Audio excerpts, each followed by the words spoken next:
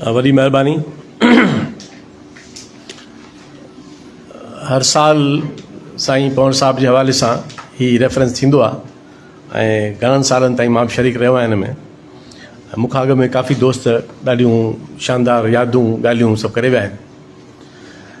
मुंहिंजे ख़्याल में हिन इंस्टीट्यूट जी हिकिड़ी जेका वॾी कामयाबी ऐं जेको कंट्रीब्यूशन आहे उहा ही लाइब्रेरी आहे जेका फिज़िकल फॉर्म में बि आहे पर उनखां वधीक डिजिटाइज़ जेका फॉर्म में आहे।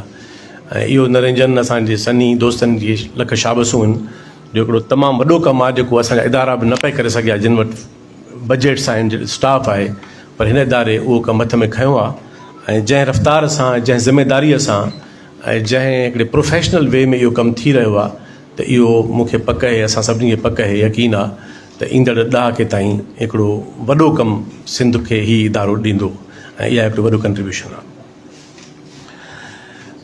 पवन साहब सां जीअं नाशाद साहब चयो, नसीर, त मुंहिंजी ख़ुशबख़्ती आहे त उन सां तमामु साईं सां हिकिड़ो वेझड़ाई वारो तालुक़ु रहियो ऐं अहिड़नि आलिमनि जी सोबत हिकिड़ो भाग ई आहे। ऐं पवन साहब जो कमाल इहो हूंदो हो त हुन जी सोबत में उमिरि जो फ़र्क़ु महसूसु कोन थींदो हो। उहो जेॾो वॾो आलिम हो ओतिरो गहरो दोस्त हूंदो हो। चर्चो ठही आयो त ज़रूरु हणंदो, जुमिलो ठही आयो त ज़रूरु महफ़िल में लॻाईंदो ऐं हिकिड़ो ज़िंदह दिलि, ज़िंदगीअ सां भरपूर माण्हू, खाइण जो शौक़ीन, खाराइण जो शौक़ीन ऐं मजलिसी माण्हू बि, इल्मी माण्हू, आलिम, मुहक़िक़, सफ़र जो शौक़ीन ऐं सुठनि कपिड़नि पाइण जो शौक़ीन, सुठनि किताबनि, मतिलबु हिकिड़ो ज़िंदगीअ सां भरपूर इंसानु असां पवन साहब खे ॾिठो। हाणे उहे यादूं ॻाल्हियूं कबियूं त घणी ॻाल्हि डिघी थी वेंदी ऐं मां हुनजी चंद बुनियादी, छो त वक़्तु थोरो आहे, उन मां बि हिकिड़े पासे ते ॻाल्हि करणु चाहींदुसि। मूंखां अॻु में उमर सुमरो साहिबु, नासिर पवन साहिबु, ॿियनि दोस्तनि पवन साहब जी हिकिड़ी जेका आलिमाना ख़ूबी आहे उन ते तफ़सील सां ॻाल्हि ॿोल कई त पवन साहब घणनि शोबनि जो माण्हू, इहा क्लासिकल रिवायत आहे ऐं हाणे दुनिया में वरी बहाल थी रही आहे। विच में हिकिड़ो दौर हो, चयो वियो त हिकिड़े माण्हूअ खे हिकिड़े इल्म जो माहिर थियणु खपे। हाणे अॼोकी इल्मी दुनिया वरी वापसि इन रिवायत मोटी आई आहे त तहक़ीक़ जे लाइ त हिकिड़ो डिसिप्लिन ठीकु आहे, पेशा वराना ज़िमेदारियुनि खे अदा करण लाइ त हिकिड़ो शोबो ठीकु आहे, क्लासरूम टीचिंग लाइ त हिकिड़ो शोबो ठीकु आहे, पर काइनात ऐं फितरत ऐं समाज जो फ़हम ऐं इदराक ऐं ॾाहप पैदा करण लाइ को बि हिकिड़ो इल्मु नाकाफ़ी आहे। त इहा जेका क्लासिकल रिवायत आहे त को माण्हू घणनि इल्मनि जो माहिर हुजे, इनखे इल्मी दुनिया में पोलीमैथ चइबो आहे। पोलीमैथ जो मतिलबु जैक ऑफ ऑल न आहे। पोलीमैथ जो मतिलबु हूंदो आहे एक्सपर्ट ऑफ मैनी फील्ड्स। जंहिं माण्हू वटि घणनि शोबनि जो इल्मु हुजे इनखे पोलीमैथ चइबो आहे इल्मी दुनिया में। जो ख़ासि टर्म आहे हिकिड़ो, हिकिड़ो दर्जो आहे जेको हर माण्हू खे न मिलंदो आहे। दुनिया में इब्न सीना खे पोलीमैथ चइबो आहे, दुनिया में एरिस्टोटल खे पोलीमैथ चइबो आहे, दुनिया में फाराबी खे पोलीमैथ चइबो आहे। ऐं वेस्टर्न वर्ल्ड में वॾी हिकिड़ी तारीख़ आहे त सिंध में जिन चंद माण्हुनि खे सही माना में उन क्लासिकल रिवायत जो आलिमाना पोलीमैथ चइजे, MS पवन साहब उन रिवायत जो शानदार हिकिड़ो वॾो हवालो। इन करे जॾहिं हुनजी घणनि इल्मनि में दिलचस्पी जी ॻाल्हि कजे त इहा ॻाल्हि ज़रूरु रखिजे त इहो फ़क़ति को हिकिड़े फ़र्द जो इनफ़रादी रवैयो न आहे, इहा हिकिड़ी क्लासिकल इल्मी रिवायत आहे जंहिंजो हिकिड़ो नक़ीब वॾो सिंध में MS पवन साहब हो। MS पवन साहब जी जा शोबा नासिर असांजो दोस्त पवन ॿुधायो वियो, उन्हनि मां सिर्फ़ु उनजो हिकिड़ो पासो थो खणणु चाहियां जंहिं ते मां का ॿ टे ॻाल्हियूं कयां, छो त टाइम चयूं घटि आहे। पवन साहब जी 81-82 साल ज़िंदगी आहे ऐं तव्हां ॾिसो त उन ज़िंदगी, हिकु ज़िंदगीअ में हुनजा शोबा इरिगेशन, ज़रात, पाणी, माहौल, मिट्टी, जियोलॉजी, कल्चर, एग्रीकल्चर ऐं आर्कियोलॉजी, पॉलिटिकल एस्पेक्ट हिस्ट्री जो, इकोनॉमी, पॉलिटिकल इकोनॉमी, इहे सभई शोबा MS पंवर साहब जे आलमाना तहक़ीक़ ऐं आलमाना कम जे अंदरि अचनि था त इहा हिकिड़ी हैरत अंगेज़ ॻाल्हि आहे। मां सम्झां थो त 20वीं सदीअ में तहक़ीक़ सिंध में मुफ़क्किर काफ़ी रहिया आहिनि ऐं वॾा मोतबर मुफ़क्किर रहिया आहिनि, पर जंहिंखे हिकिड़ी नैरो सेंस में, एकेडमिक नैरो सेंस में जंहिंखे चइजे तहक़ीक़, उहा 20वीं सदी जी सिंध में 2 माण्हू सिंध वॾा पैदा कया। हिकिड़ो डॉक्टर नबी बख्श ख़ान बलोच ऐं ॿियो साईं MS पंवर साहब। आलिम, मुफ़क्किर ऐं ॾाहा तमामु घणा जिन जो वॾो कमु आहे मुख़्तलिफ़ शोबनि में, पर तहक़ीक़ जे मैदान में, ऐं उनजो सबबु शायदि इहो बि आहे त इहे ॿई आलिम पंहिंजी ख़ुशबख़्त बि हुआ त पंहिंजी नौजवानीअ में हुननि खे दुनिया जे टॉप यूनिवर्सिटियुनि में उते ॿाहिरि वञी पढ़ण जो मौक़ो मिलियो, छाकाणि त हिन सरज़मीन वटि शाइरी त हुई, अदब त हो, लोक ॾाहप त हुई, पर जंहिंखे सही माना में एकेडमिक सेंस में तहक़ीक़ चइबो आहे, उहा रिवायत हिते एॾी आम न हुई, उहा तरबियत हिते आम न हुई। इन करे MS पंवर साहब ऐं डॉक्टर बलोच साहब ॿई इन लिहाज़ खां, पर मौक़िया त घणनि माण्हुनि खे मिलिया हूंदा, पर उन मां हे 2 आलिम अहिड़ा हुआ जिन पंहिंजे पंहिंजे शोबे में ग़ैर मामूली कमु कयो। MS पंवर साहब जो जेको हिकिड़ो वॾो कंट्रीब्यूशन इहो आहे घणनि शयुनि सां गॾोगॾु, जीअं त मुंहिंजो ख़्यालु त मां उन ते ई 2-3 ॻाल्हियूं कयां, उहो आहे त सिंध जी तारीख़ जो मौज़ू। हाणे सिंध जी तारीख़ ते असां ॾिसूं था त घणे भाङे बुनियादी कमु जेको शुरू थियो आहे उहो थियो आहे 50 ऐं 60 जे ॾहाके में। इब्तिदाई कमु शुरू तॾहिं थियो आहे, बुनियादी कमु थो चवां, मज़मून आहिनि, ॿियूं शयूं आहिनि। ऐं वन यूनिट वारो जेको दौरु आहे, ख़ासि तौर ते जो घणनि शोबनि जो अहम दौरु आहे, उन में वक़्त जे ऐं हालतुनि जी तक़ाज़ा बि हुई, नेशनलिज़म जो उभार हो, नतीजे में रोमानवी रवैयो इल्म ते बि हावी थी वियो। रोमानवी रवैयो फ़क़ति अदब में सूंहंदो आहे, शाइरी में सूंहंदो आहे, अफ़साने में सूंहंदो आहे, ऐं उते बेमिसाल सूंहंदो आहे, हुअणु खपे। पर रोमानवियत जेकॾहिं तारीख़ में बि अची वेंदी, इल्म में बि अची वेंदी, तहक़ीक़ में अची वेंदी, त उहा उन्हनि शोबनि खे बर्बादु करे छॾींदी। अॼु ताईं सिंध जी तारीख़ जो मौज़ू उन रोमांस जे ग़ालिब असर हेठि आहे। हाणे उहो रोमांस छा आहे? उहो रोमांस आहे त सिंध हमेशह अज़ीम रही आहे। इहा हिकिड़ी तमामु मिसगाइडिंग स्टेटमेंट आहे। दुनिया जी कंहिं बि क़ौम जी तारीख़ तबक़ाती तारीख़ आहे, ताक़त ऐं कमज़ोर जे विच में तज़ादी तारीख़ आहे। उहो ताक़त ऐं कमज़ोर जो तालुक़ु मक़ामी हुजे या मक़ामी ऐं ॿाहिरि सां हुजे, कंहिं बि क़ौम जी तारीख़ रुॻो अज़ीम थींदी आहे, इन खां वधीक ग़लति बयानी थी सघे नथी।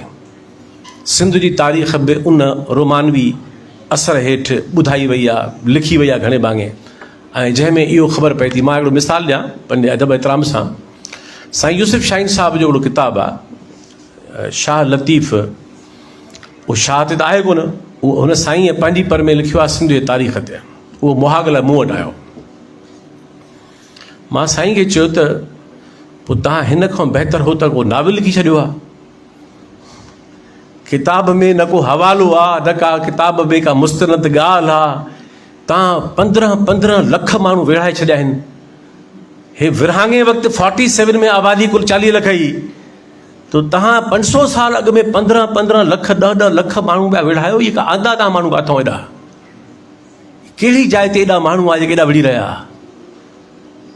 साईं सद एतिराम आहे, चई अदा पोइ भला वतन जी ॻाल्हि आहे, में कहिड़ी ख़राबु ॻाल्हि आहे। मां चयो न साईं, इहा तारीख़ न आहे, तारीख़ ॿी शइ आहे। तारीख़ जो तज्ज़ियो आलमाना थींदो, ऑब्जेक्टिव थींदो, बेरहम थींदो ऐं तनक़ीदी थींदो। जेका बि तारीख़ रुगो रोमांस थी बयानु करे ऐं तनक़ीद नथी पेश करे, तज़ाद नथी पेश करे ऐं तज्ज़ियो नथी करे पंहिंजे समाज जा, उहा तारीख़ न आहे। त ईअं मां हिकिड़ो मिसाल ॾिनो त असां वटि सिंध जी तारीख़ जे बारे में हिकिड़ो ग़ालिब रुझान जेको आहे, लाड़ो जेको आहे, उहो क़ौम परस्तीअ जे असर हेठि रोमानवी मिज़ाज जो नैरेटिव आहे क़ौम जे बारे में। ऐं MS पंवर साहब उहो आलिम, मां चवंदुसि त इन सॼे दौर में उहो वाहिद आलिम हो जंहिं, जीअं साईं सही ॻाल्हि कई उमर सुमरे साहब हो, साईं ईअं न आहे त को साईं खे शाइरी जी ख़बर न हुई, साईं को फोकलोर जो माण्हू न हो, साईं कल्चर जो माण्हू न हो। साईं त बिल्कुलु पंहिंजे कचर, जेके दोस्त कचरनि में वेंदा, साईं जे साईं तमामु घणो, पर साईं जी जो लेंस साइंटिफिक हो, ऑब्जेक्टिव हो। इन करे MS पवार साहब जॾहिं सिंध जे तारीख़ जे मौज़ूअ खे हथ में खयो त हुन जियोलॉजिकल हिस्ट्री खई, हुन जियोग्राफिकल हिस्ट्री खई, हुन सिंध जे ज़राअत जी तारीख़ खई, इरिगेशन जी तारीख़ खई, जेके बि ॿिया हाणे इहे बज़ाहिर तारीख़ जा मौज़ू न आहिनि बज़ाहिर, पर दरअसल कंहिं बि समाज मां तव्हांखे मिसाल थो ॾियां हिकिड़ो।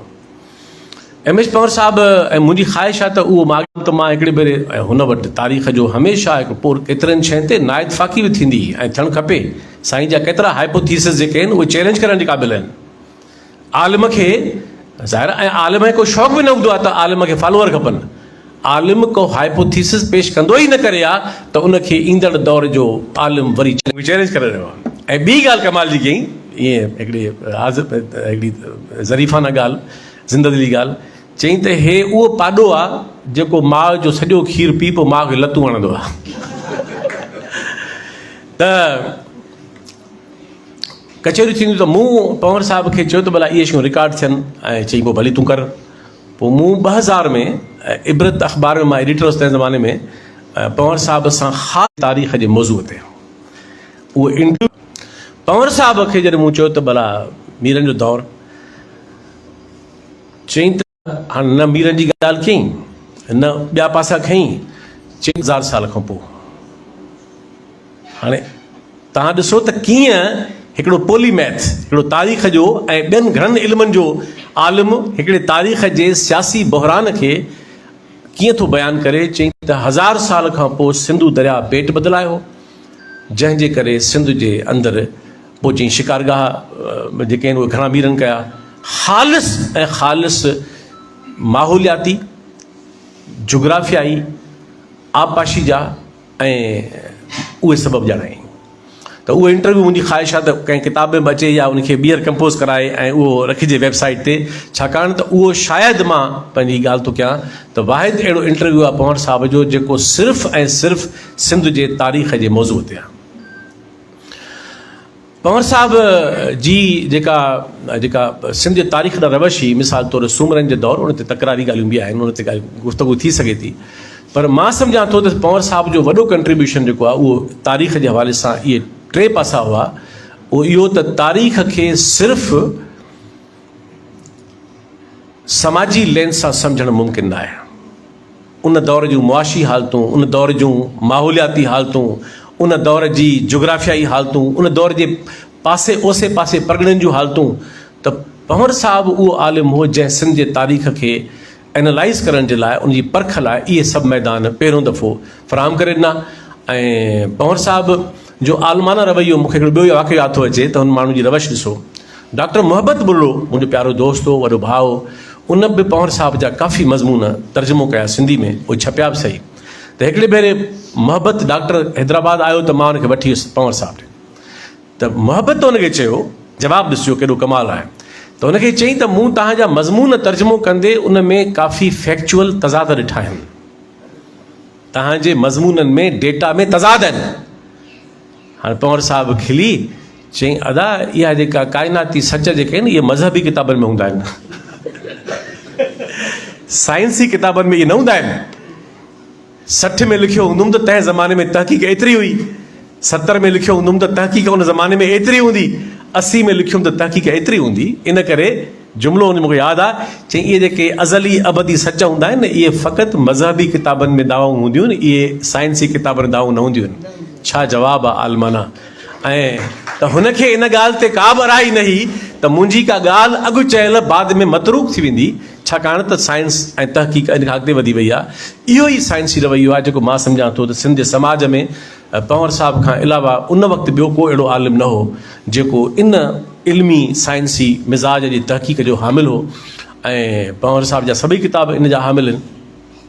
मां सम्झां थो त हिकिड़ी मुंहिंजी तजवीज़ आहे, ईंदड़ हिन साल कयो, 2 सालनि में उनखे विरछो, छाकाणि त हीउ जेको तव्हां हर साल कयो था इहो शानदार रेफरेंस आहे, यादि करणु खपनि शख़्सियत, ज़िंदगी, ॻाल्हियूं, सभु मामला। पर जेका पवार साहब जा जेके बुनियादी इल्मी शोबा आहिनि जंहिंमें उनजो कमु आहे, मां सम्झां थो उन्हनि ते मौज़ूवार मरहलेवार हिन क़िस्म जूं वेहकूं थियणु खपनि, त जीअं हिकिड़ी वेहक में सभु मौज़ू न अचनि, कॾहिं कॾहिं ईअं बि अचनि, सालियानी वेहक भली ईअं हुजे, पर जेके पंवर साहब जा मिसाल तौरु अॼु मां हिकिड़ी ॻाल्हि कई त पंवर साहब जो सिंध जे तारीख़ ॾांहुं रवैयो कीअं हो, इहो अलॻि मौज़ू आहे हिकिड़ो पूरो, जंहिं ते जुज़वियात में ऐं तफ़सील सां गुफ़्तगू थियणु खपे। त मां सम्झां थो जेकॾहिं पंवर साहब जे इन सॼे कम खे मौज़ूआती तरतीब ॾेई उन ते जुदा वेहकूं थींदियूं ऐं उहे वेहकूं तव्हां यूनिवर्सिटियुनि सां गॾु करे सघो था, कोलेबोरेशन में सिंध यूनिवर्सिटी सां करे सघो था, सिंधोलॉजी जो इदारो मौजूदु आहे, ज़र यूनिवर्सिटी मौजूदु आहे, इदारा आहिनि। त मुंहिंजे ख़्याल में ऐं इतफ़ाक़ सां अहिड़ो माहौल बि आहे जंहिंमें तव्हांखे उतां मोट सुठी मिलंदी। त इन्हनि सभिनी मौज़ूअनि ते पंवर साहब जे कयल कम जी कथ ऐं उन कम खे अॻिते कीअं वधाइजे मुस्तक़बिल में, इन्हनि मौज़ूअनि ते हिकिड़ियूं मौज़ूआती कॉन्फ्रेंसूं थियणु खपनि जेके वक़्त जी ज़रूरत आहिनि। ऐं इहो ई तरीक़ो थी सघे थो त असां हिननि पंहिंजे आलिमनि खे ट्रिब्यूट पेश कयूं, उन्हनि खे जी जेका ज़िंदगी आहे। मां हिकिड़ो वाक़ियो बयानु करे ॻाल्हि ख़तमु थो कयां। ऐं उन्हनि टिनी माण्हुनि सां मुंहिंजी हिकिड़ो दिलि जो तालुक़ु वेझो रहियो। पंवर साहब सां मुंहिंजी वेझड़ाई 90 जे ॾहाके में साईं मोहम्मद इब्राहिम जोए साहब जे वटि थी। छाकाणि त पंवर साहब ख़बर आहे नशा साहब खे जेकॾहिं कंहिं माण्हू वटि घणे में घणो वेंदो हो त उहो साईं मोहम्मद इब्राहिम जोयो हूंदो। ऐं साईं मोहम्मद इब्राहिम जोए खे हू पंहिंजे उस्तादनि में शुमारु कंदो, जेतोणीकि उमिरि में फ़र्क़ु 10 सालनि जो मस हो। ऐं घटि माण्हुनि खे ख़बर हूंदी त पंवर साहब हेॾो आलिम, इहे आलिम ई करे सघनि था। त पंवर साहब पंहिंजा अंग्रेज़ी किताब लैंग्वेज एडिटिंग जे ख़्याल खां साईं इब्राहिम जोए साहब खे ॾींदो। साईं जॾहिं इहा आत्मकथा लिखिजी रही त मूं साईं जोए साहब ईंदो हुउसि, साईं जोए साहब मूंखे ॾेखारींदो ऐं तमामु हिकिड़े प्यार सां। त हिकिड़े दफ़े मूंखे यादि आहे इन जॾहिं पंवर साहब जी वफ़ात थी आहे उन्हनि ई महीननि जी ॻाल्हि आहे। त मूंखे त 2 महीना थींदा 3 फ़ोन कंदो त किथे घुमई अचु, वरी मां वेंदो हुउसि। ऐं जीअं ॻाल्हि थी साईं जे चर्चे भोग जी शयुनि जी, पंवर साहब जो ख़ासि अंदाज़ हूंदो हो त मंझंदि जी मां चवंदो 11 में अचो, पोइ 11 खां यको शाम ते वेंदासीं। पोइ पंहिंजे लाइ मानी जुदा ठाराईंदो, बॉइल चांवर, उन फोटा पयल ख़ुशबूदार ऐं चिकन उहो बि स्टीम थियल ज़रूरु। असांखे दिलि पई टपा ॾींदी त असांजे लाइ ॿी मानी आहे हेॾा। मां चवंदो साईं खे मां मानी इहा खाईंदुसि खिलंदो, त मां तव्हां वारी मानी खाईंदुसि। ऐं अच्छा ख़ुशि लिबासी जी ॻाल्हि थी, कुझु ॻाल्हि लाइटर मोड में थियनि। हिकिड़े भेरे मां वियुसि, अक्सर मां ॿुधाईंदो आहियां वाक़ियो। हिकिड़े भेरे पंवर साहब ॾे वियुसि त पंवर साहब पंहिंजे इन स्टडी में, ऐं साईं जो कदु नंढो हो त टेबल वॾी हूंदी आहे न, त वेहंदा हथ ॼण हेसि ताईं टेबल में हलिया वेंदा हुआ। त साईं पंवर साहब खे टाइ ॿधल हुजे, शर्ट ऐं कोट पातल ऐं अच्छी शर्ट मूंखे यादि आहे। त मां जो आयुसि कमरे में त साईं ख़ुशि थियो, चई अचो अचो वेह वेह वेह। त यकी वेठा, कचहरी हले पई। मानी जो लॻी त पंवर साहब जो उथिया त हेठि शलवार पातल हुजनि, मथे टाइ कोट शर्ट ऐं हेठि शलवार। त मां साईं सां हुजत हूंदी त मां साईं खे चयोमांसि हे नमूनो वरी कहिड़ो आहे। खिली चई अदा ॻाल्हि इहा आहे त मां सॼी उमिरि कमु कयो आहे टेबल ते, कुर्सी ते ऐं हंध ते कम खां पुॼंदो न आहे। ऐं जे इहा नथो पायां त मूंखे अहसासु नथो थिए कमु करण जो। सो पंहिंजो पाण खे तयारु कंदो आहियां त मां कम सां आहियां। इन करे मूंखे अॼु सुबुह उथियुसि त मूंखे पेंट पाइणु कोन पुगी, पर मां शर्ट ऐं टाइ कोट पाए आयुसि। ऐं त इन क़िस्म जी पंवर साहब जी शख़्सियत।